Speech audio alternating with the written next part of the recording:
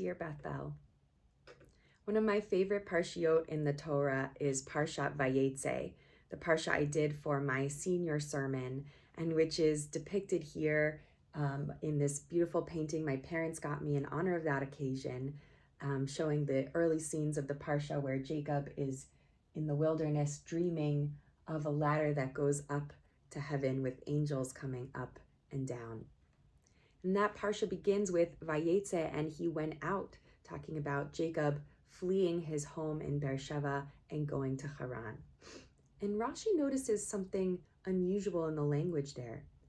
Why does the Torah have to tell us that Jacob went out, Vayetze, and then also left for Haran? Why couldn't it just say he went to Haran? And that's because when a person who has been in a place for a long time and made an impact on that place leaves, it's something that's felt by the whole community. And I would add that it's felt by that individual as well, the impact that the community has made on them before they head to their next destination. So I'm mentioning all of this, of course, because as many of you have heard, my family and I will be leaving Harrisburg and Bethel this summer at the end of our 6 years together. And this is, of course, a very sad occasion, and yet we look back on this time with so much gratitude for all the many blessings that Bethel has bestowed upon us.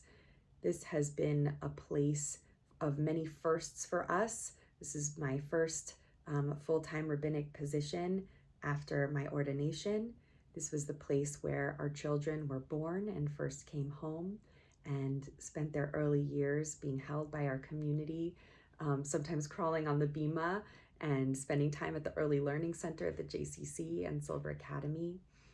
And this has been a place where we have gotten to celebrate so many wonderful occasions with the whole community, from baby namings to B'nai Mitzvah, weddings. I got to do Bethel's first official gay wedding of two prominent families here at Bethel. We got to celebrate retirements and many 90th birthdays. And of course, this year I've been honored to get to be with Bethel for our 100th year and seeing all the ways that people are coming out, all the stories people have shared. And I've learned a lot from being together in sorrowful times as well. Of course, the personal ones where people have died or moved away, and I've gotten to hear beautiful stories of those lives, even participating in our Chevra Kadisha.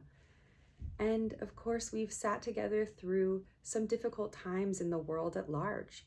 I started during a global pandemic, and our first 2 years together were largely spent virtually, and many of you I have continued to know only through virtual connections.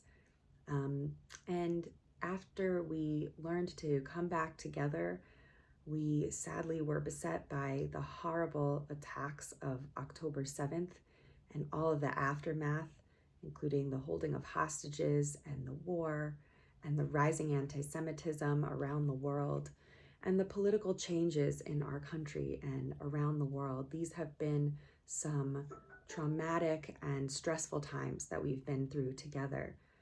And I feel incredibly grateful to have gotten to be in a community where we could hold and support one another, care for one another, listen to each other, and help each other to heal and grieve across these traumatic events. I know I have learned so much in my early rabbinate from all of you through all of these events, through all the wonderful things we've been able to do and build together, from the watering hole with these affinity groups that you all have jumped into wholeheartedly and brought so much spirit to the beginning of our Jewish outreach coordinator position with Meg Schumann, doing beautifully in that role and increasing our outreach both within our community and beyond our borders. The many social action projects we've gotten to do together, lifting up LGBTQ folks and those with disabilities, helping refugees, and starting a Love Thy Neighbor fund. So many beautiful projects, also musical innovation, fantastic Purim spiels we've done together, the Bethel Band and choir on our musical Shabbatot, and so many more things that you all have brought, and that I have been able to do with you. You've given me the incredibly precious opportunity to learn from you all, from this beautiful Harrisburg historic community, and our beautiful Susquehanna River home.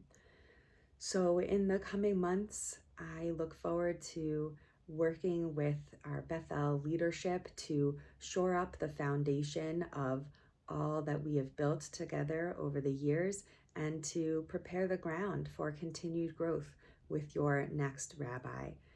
And I know that the many beautiful individual relationships that I have carried and created here will remain with me and my family forever, and the many experiences that we have had here will have an indelible mark on my heart. And I hope you all will continue to stay in touch.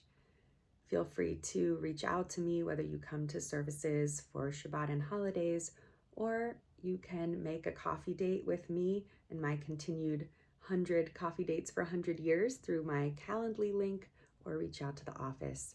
I'd love to hear from you, whether we've met many times before or even if we've never met.